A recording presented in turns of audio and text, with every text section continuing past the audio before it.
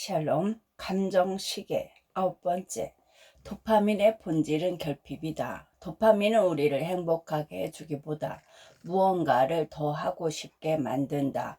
도파민 시스템이 작동하면 우리는 만족하지 못하고 더 큰 자극을 찾아 움직인다. 사랑의 초기 단계에서 시간이 빠르게 흘러가는 것도 게임이나 SNS에 몰입하다 보면 시간 감각이 왜곡되는 것도 결국 도파민과 뇌간의 속도 회로가 만들어내는 현상이다.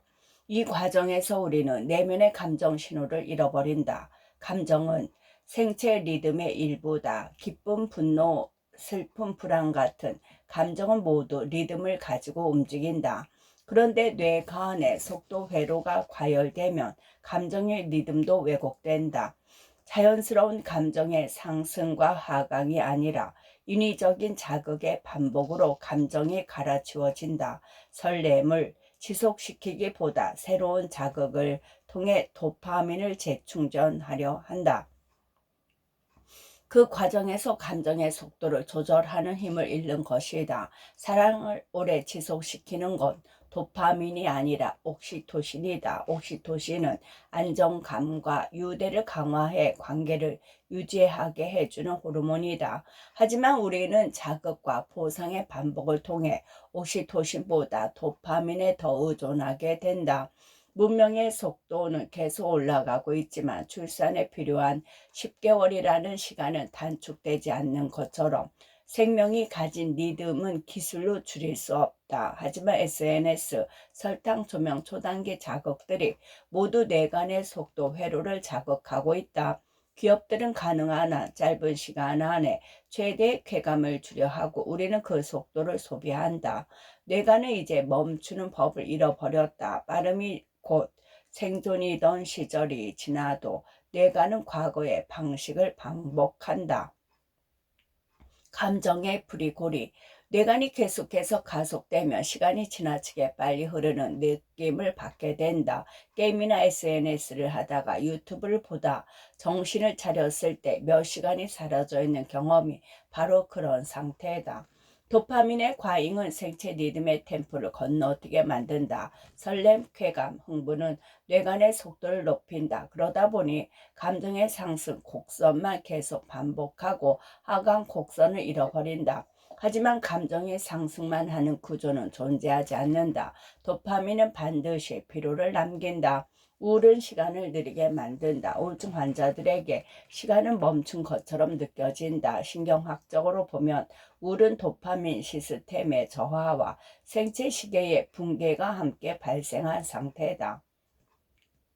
도파민의 보상 회로가 멈추고 뇌간의 속도계가 정상적으로 작동하지 않는다. 심장 박동, 호흡, 감정 반응의 템포가 느려진다. 특히 뇌간의 파라브라카알핵은 생리적 리듬과 감정 조절의 핵심인데 이 부분이 저하되면 일상적 활동조차 무의미하게 느껴진다. 최근 연구에 따르면 우울증은 되뇌피질의 감정 조절 능력 이상만이 아니라 뇌간의 속도 조절 기능 저하가 핵심 원인 중 하나라고 본다.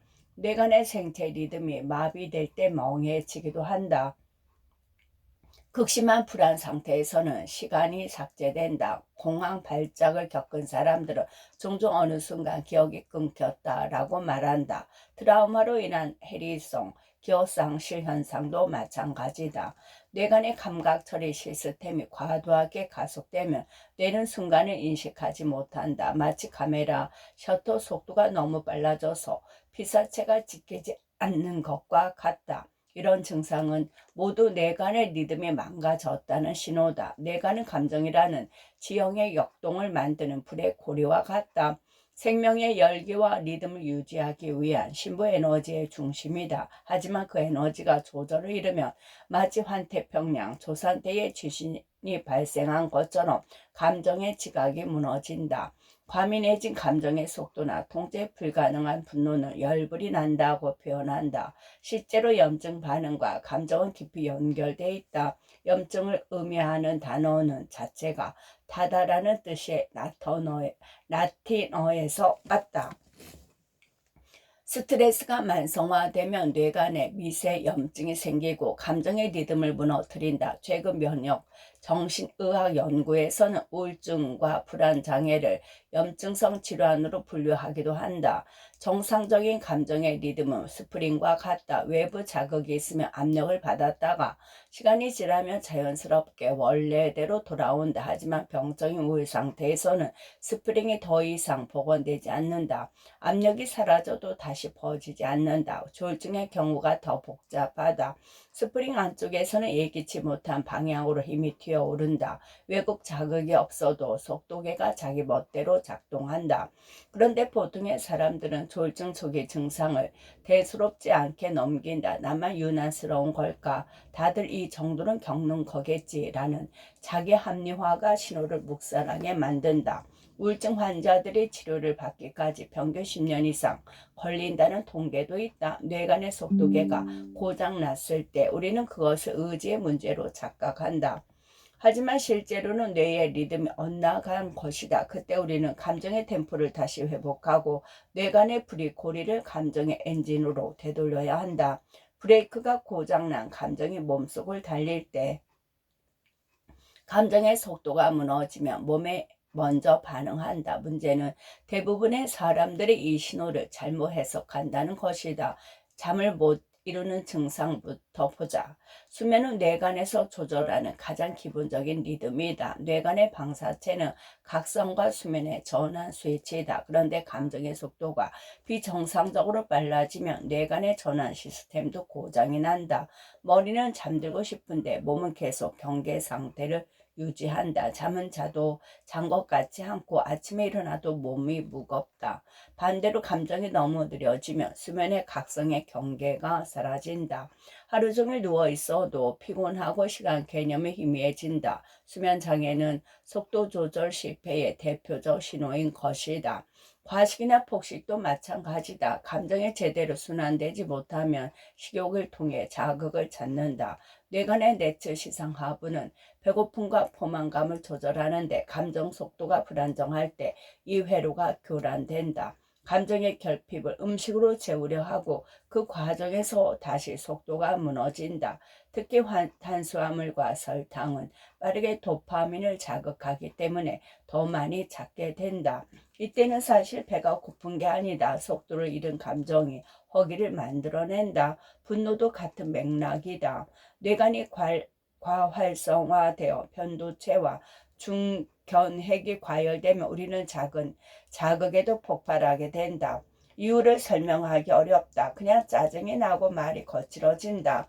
마음속에서는 스스로도 이해할 수 없는 화가 쌓인다. 의지가 약해서가 아니다. 뇌간의 경계 시스템이 감정 속도를 감당하지 못하고 있다는 신호다. 몸과 마음이 한계에 도달했는데도 속도를 줄이지 못한 채 계속 가속하려 할 때 이런 반응이 나타난다. 공허함 역시 감정 속도의 붕괴로 나타나는 증상이다. 아무리 많은 일을 해도 성취감이 없다. 뇌간은 기본적으로 생명 유지를 담당하지만 감정의 리듬을 조율하는 역할도 한다. 복층 피계 영역과 흑질에서 생성되는 도파민 경로는 동기와 의욕을 만든다. 하지만 이 회로가 과잉 활성되거나 고갈되면 보상의 감각이 사라진다. 아무것도 성취한 게 없는 것 같다. 더 빠르게 움직이려고 해도 속도를 통제할 수 없다. 사실상 속도를 잃은 상태다. 과몰 입도 속도 붕괴의 한 양상이다. 게임, 영상, 인터넷 업무에 집착하는 사람들은 감정 속도를 잃어버린 상태에서 한 가지 활동에만 몰입함으로써 템포를 유지하려 한다.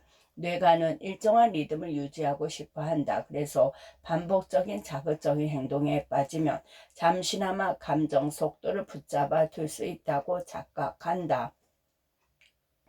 하지만 과몰입은 결국 필요를 남기고 다시 더 큰 공허와 저조로 이어진다. 이런 신체 증상과 감정 반응들이 너무 흔해서 대부분의 사람들이 이를 병적인 신호로 인식하지 못한다. 하지만 속도에 대한 자기 진단이 필요한 순간이다. 나는 지금 속도의 통제력을 잃은 채 가속, 페달을 밟고 있는가? 내 감정의 템포는 내가 조절하고 있는가? 무언가에 쫓기듯 반사적으로 움직이고 있는가? 뇌관이 우리에게 요구하는 기술. 감정과 리듬의 과열이 계속되면 몸은 염증으로 반응한다. 염증은 뇌와 몸의 속도를 조절하는 신호다. 염증의 본래 목적은 손상 부위를 복구하고 회복에 집중하라고 명령을 내리는 것이다. 뇌가 그 명령을 받아 리듬을 늦추고 활동을 줄이도록 조절한다. 의욕을 떨어뜨리고 필요를 느끼게 하는 것도 그 일부다. 생존을 위한 브레이크가 걸리는 셈이다. 그런데 현대인은 뇌관의 브레이크 신호를 멈춤이 아니라 고장으로 받아들인다. 피곤하다고 느끼면 쉬는 대신 에너지 음료를 찾고 무기력해지면 더 자극적인 콘텐츠에 몰입한다. 뇌는 속도를 줄이려 하지만 도파민 시스템은 오히려 더 큰 자극을 요구한다. 이때 뇌관과 도파민 회로의 충돌이 일어난다.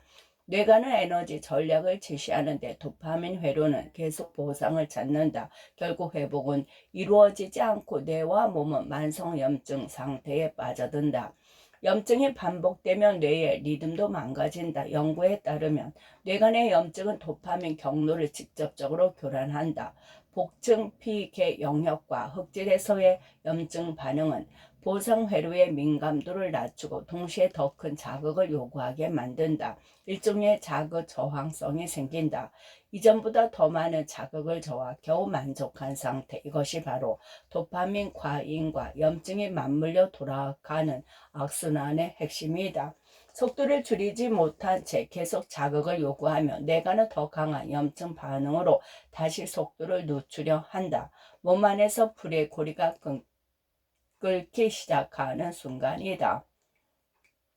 염증 자체는 병이 아니라 몸과 뇌의 속도를 바꾸라고 보내는 경고다. 하지만 현대인은 이 신호를 읽지 못한다. 멈추는 걸 실패로 여긴다. 그래서 더 빠른 자극, 더 강한 속도를 요구하며 스스로를 재촉한다. 이때 뇌관과 도파민 회로는 정반대의 방향으로 움직이게 된다. 뇌관은 리듬을 늦추려 하고 도파민 회로는 자극을 더하라고 요구한다. 이 충돌이 반복되면 결국 만성염증과 속도 중독의 악순환에 빠진다. 우리는 내면의 불이 고리를 감지해야 한다. 속도를 조절하는 루틴을 가져야 한다. 아침에 온도를 바꾸는 것도 하나의 방법이다. 잔물 샤워는 몸의 리듬을 조절하는 가장 간단하고도 강력한 방식이다. 긴장을 깨우는 방식으로 도파민을 사용하는 훈련이다. 처음부터 무리할 필요는 없다. 미지근한 물에서 시작해 점점 몸을 적응시켜 나가면 된다. 하나의 일이 끝나면 완전히 쉬어야 한다. 멀티태스킹은 주의력의 사체와 같다. 단기적으로는 유능해 보이지만 장기적으로는 감정의 리듬을 망가뜨린다. 집중력이 흐트러질 때는 억지로 버티지 말고 잠깐 멈춰야 한다. 주의력과 감정의 에너지는 유한하다. 회복할 시간을 주지 않으면 결국 탈진한다. 목표 중심의 삶도 재설계해야 한다. 내가 오늘 무엇을 해냈는가 보다 나는 어떤 방식으로 살아가고 있는가를 점검하는 것이 더 중요하다. 목표는 도파민을 소모하지만 시스템은 도파민을 순환시킨다.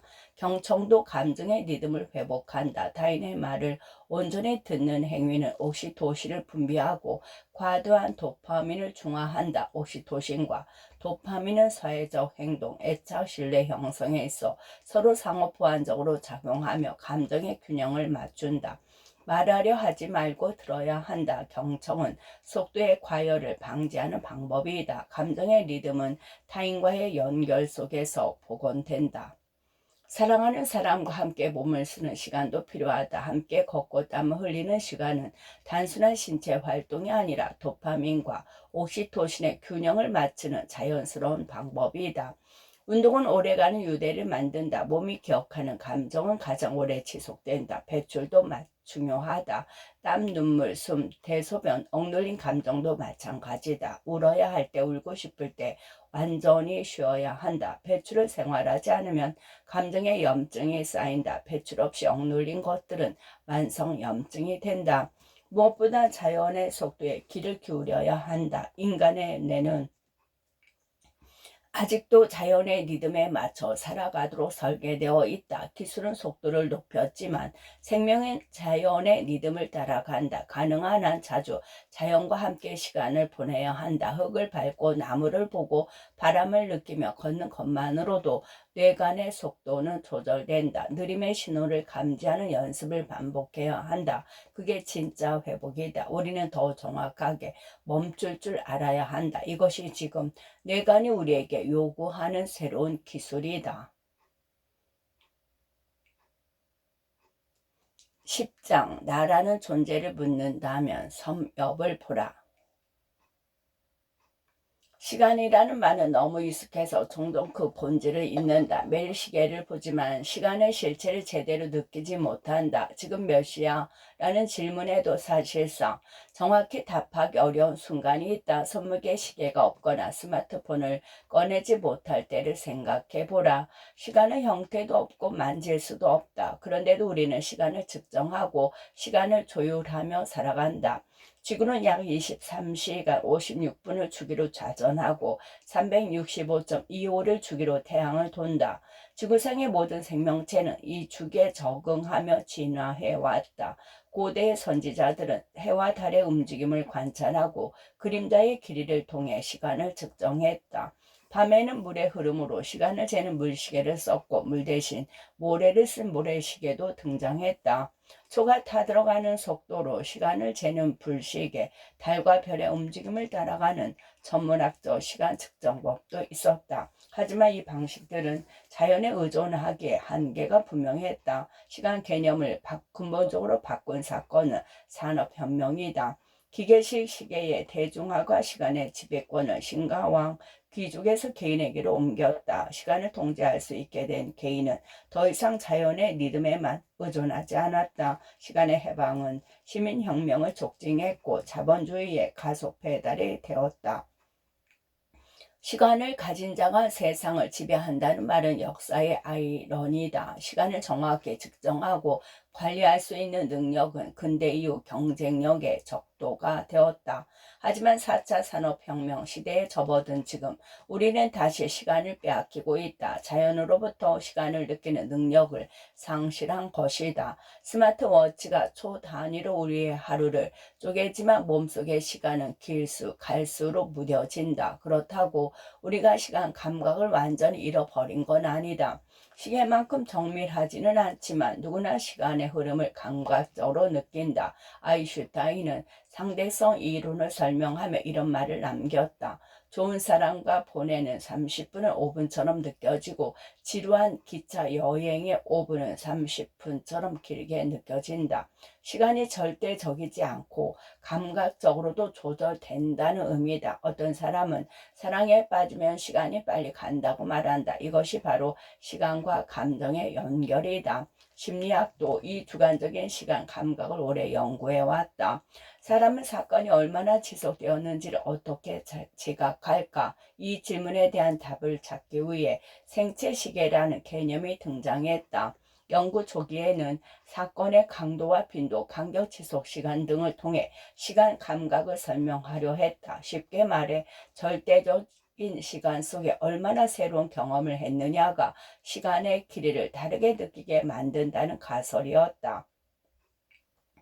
이렇게 시간과 감정의 리듬을 통합하는 몸속의 장치는 섬엽이다. 섬엽은 뇌 깊숙한 곳에 숨어 있지만 감정시계를 점하게 만드는 회로다. 섬엽을 깨우지 않으면 시간과 감정, 감각 모두 흐릿해진다. 감정시계를 켜두는 법. 시간은 사건의 총합 같다. 하루 종일 누워 스마트폰만 보면 금세 하루가 지나간 것 같다 후회하고 되고, 반대로 듣기 싫은 이야기를 들을 때는 시간이 멈춰버린 것처럼 느껴진다. 하지만 시간을 느끼는 감각이 단순히 사건의 강도와 기억의 밀도만으로 결정되는 것은 아니다. 보고 싶은 사람을 기다릴 때는 아무리 재미있는 영상을 봐도 시간이 느리게 가고, 지루하다는 영화도 완전히 몰입해 몇 번이고 시청을 반복하기도 한다. 뇌와 몸의 지각에 따라 시간은 달라진다. 수면과 각성, 심박수와 호흡, 체온과 자율신경계, 면역과 호르몬 분비까지 거의 모든 기능은 생체 리듬에 맞춰 돌아간다. 생체 리듬은 생명 유지를 위한 기본 장치다. 이 리듬이 깨지면 생존 자체가 위태로워진다. 원시 시대라면 밤과 낮의 경계를 구분하지 못하는 사람은 생존의 가장 자리로 밀려났다. 밤에 조심성 없이 움직였다가는 포식자의 먹잇감이 되기 쉽기 때문이다. 지금도 응급실에서는 가장 먼저 체온, 맥박, 혈압, 호흡수를 확인한다. 생체 리듬의 붕괴는 곧 생명의 위급함을 뜻한다. 이 리듬은 유전자에 내장되어 있다. 수억 년 전 시안 박테리아에서 시작된 생체 시계는 유전자 클러스터를 통해 대사와 생리를 조절해왔다. 인간의 몸속에서도 마찬가지다. 해와 달, 바람과 구름, 빛과 어둠 같은 자연의 주기는 몸속에서 하나의 생리적 파동으로 번역된다. 햇빛을 보지 않아도 우리는 밤과 낮을 어림할 수 있다. 세포 내에 새겨진 시계 유전자, 즉 생체 시계 덕분이다. 생체 리듬의 존재는 식물 실험에서도 확인되었다. 미모사는 빛이 없는 곳에서도 낮이 되면 잎을 펴고 밤이 되면 잎을 접는다. 생체 시계가 식물 안에도 있다는 증거다. 이후 조파리와 쥐, 인간을 대상으로 한 연구에서 생체 시계 유전자가 발견되었고 이를 연구한 세 과학자들은 노벨 생리의학상을 수상했다. 수면과 대사뿐 아니라 감정의 기복 역시 생체 리듬의 영향을 받는다는 사실도 밝혀졌다. 낮에 활발해지고 밤에 차분해지는 기분의 변화는 단순한 감정의 문제가 아니라 생체 시계의 조율 결과다. 현대 사회는 이 리듬을 철저히 무너뜨리고 있다. 공감의 대화, 감각의 무딤, 타인의 감정을 읽어내는 능력의 쇠퇴가 섬협의 기능을 약화시키고 있다. 섬협은 몸의 상태를 감지하고 감정과 느낌을 조율하고 시간의 흐름을 의식의 무대에 올리는 뇌의 플랫폼이다. 섬협이 제대로 작동하지 않으면 감정의 리듬을 잃는다. 그러면 시간도 잃고 느낌도 잃는다. 감정과 시간의 연결이 끊어지면 타인과의 공명도 잃는다. 생체 리듬은 감정 시계다. 그런데 우리는 이 시계를 겨두는 법을 점점 잊어가고 있다. 감정의 리듬을 회복하고 시간의 감각을 되살리는 일은 섬협을 깨우는 일과 같다. 감정 시계의 마지막 태엽을 돌리기 위해 우리는 뇌의 섬으로 가야 한다. 고립된 무인도. 어떤 자극을 받으면 먼저 몸이 반응하고 그 반응이 뇌의 표상으로 올라와 의식의 무대에 도달해야 비로소 느낌이라는 형태로 인식된다. 뇌가 없어도 감정은 존재할 수 있다. 하지만 느낌은 뇌를 거쳐야 한다. 이때 역할하는 것이 섬협이다. 섬협은 시간과 감정을 동시에 조율한다. 섬협은 전두엽과 두정엽, 죽두엽 사이의 외축, 틈새 안쪽에 숨어있는 되뇌피질의 일부다. 겉으로는 잘 보이지 않지만 이곳은 몸의 상태를 감지하고 감정을 표상하며 외부 세계와의 연결감을 형성하는 곳이다. 내 심장이 얼마나 빨리 뛰는지, 소화가 잘 되는지, 이 상황이 얼마나 창피한지 느끼게 해준다. 섬협은 매일매일 새로운 나를 갱신하는 장소이자 느끼는 존재로서의 인간을 만드는 자리다. 옥스퍼드 대학교 연구진은 섬협과 전전두엽 피질이 인간에게서 가장 늦게 진화한 뇌 영역이며 동시에 노화의 영향을 가장 먼저 받는 영역이라는 사실을 밝혔다. 노화할수록 침팬지는 보상 행동과 습관을 담당하는 줄무늬체가 더 빨리 유축되지만 인간은 섬협이 먼저 대화한다. 진화적으로 가장 늦게 획득한 능력이 가장 먼저 사라지는 것이다. 그 대가는 공감 능력의 대화다.